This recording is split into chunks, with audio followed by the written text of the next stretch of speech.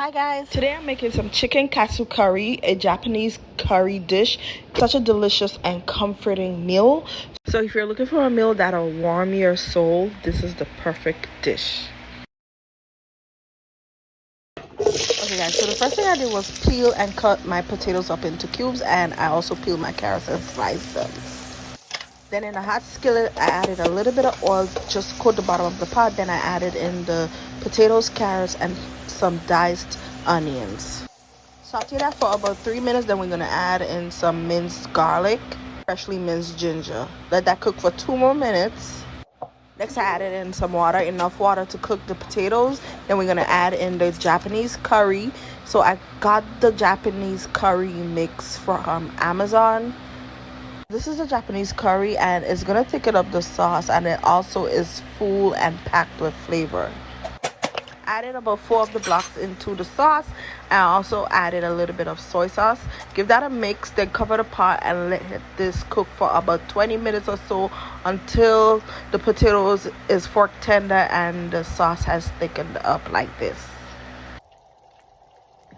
So I'm finished making the curry sauce. So now I'm showing you how I prepare the crispy chicken katsu. So here in a bowl, you want to mix about 3 eggs with some milk. I had cream on hand, so I used cream instead, and mix it until it's well combined. Next, I'm going to start seasoning my chicken cutlets. The first thing you do before you season the chicken cutlets, you guys, is use a mallet to pound the cutlets extremely thin. Okay, you want it to be very flat.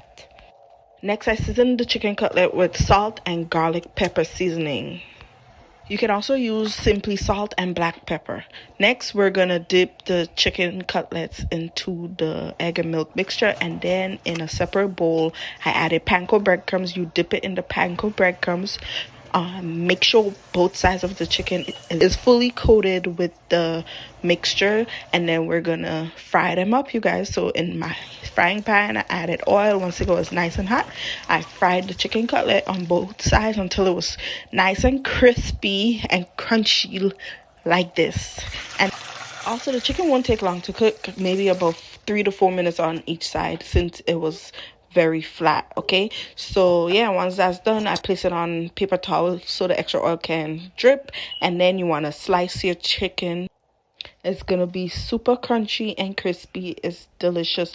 And once you're finished slicing, it's time to serve. So you're gonna serve it. This is served with white rice, and you add some of the curry gravy sauce we made, and then you add some of the crispy chicken right on that, and enjoy. It's so delicious. One of the most comforting meals I've made in a while. The curry and the crispy chicken just pair so well together. The flavor from the curry is amazing. You don't need to add extra seasonings at all to the curry. And yeah, it's so delicious. So I hope you guys give it a try. Thank you guys so much for watching. I hope you enjoyed, and I'll see you in my next video. Bye guys.